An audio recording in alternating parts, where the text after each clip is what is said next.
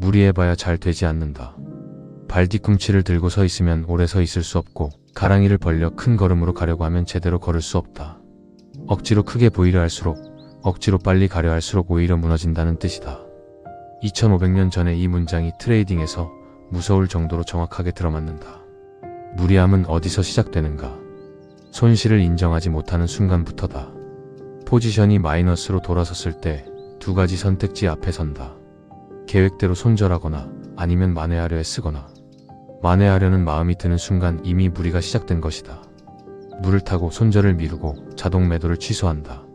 조금만 더 기다리면 올라올 것 같다는 생각이 판단을 마비시킨다.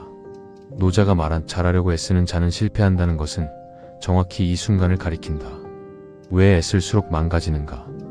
트레이딩에서 무리함의 본질은 시장을 통제하려는 욕망이다.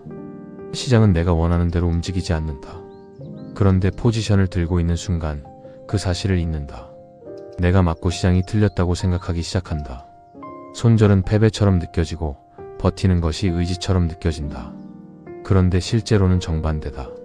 시장 앞에서 내 판단을 고집하는 것이 오만이고 계획대로 물러나는 것이 지혜다. 노자의 말대로 집착하는 자는 오히려 잃게 된다. 다행히 그날 장이 좋아서 살아나는 경우가 있다. 그런데 그게 더 무서운 일이다. 살아난 건 실력이 아니었으니까. 무리한 배팅이 운 좋게 통했을 때 사람은 그것을 학습한다. 다음에도 같은 방식으로 한다. 그리고 언젠가 장이 받쳐주지 않는 날 한 번에 무너진다. 무리함이 통했던 경험이 오히려 더 큰 손실을 만든다. 그렇다면 무리하지 않는다는 건 무엇인가? 아무것도 하지 않는 것이 아니다.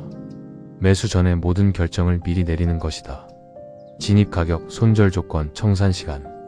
이 모든 것을 냉정한 상태에서 정해두는 것이다. 그리고 포지션을 잡은 이후에는 그 결정을 믿고 개입하지 않는 것이다.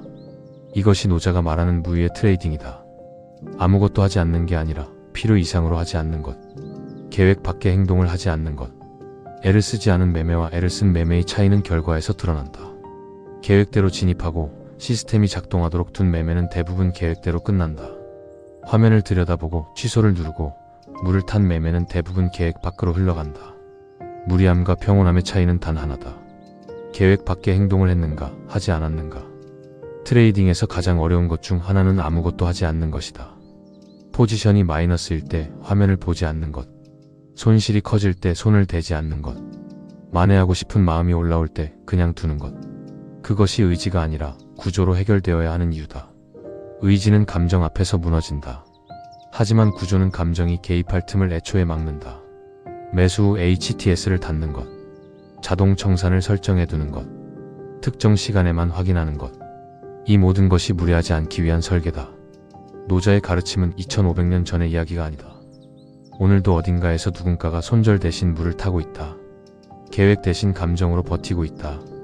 시스템 대신 의지로 싸우고 있다. 그리고 그 결과는 언제나 같다. 무리해봐야 잘 되지 않는다. 시장 앞에서 애쓰지 마라. 계획을 세우고 시스템을 만들고 그냥 두어라.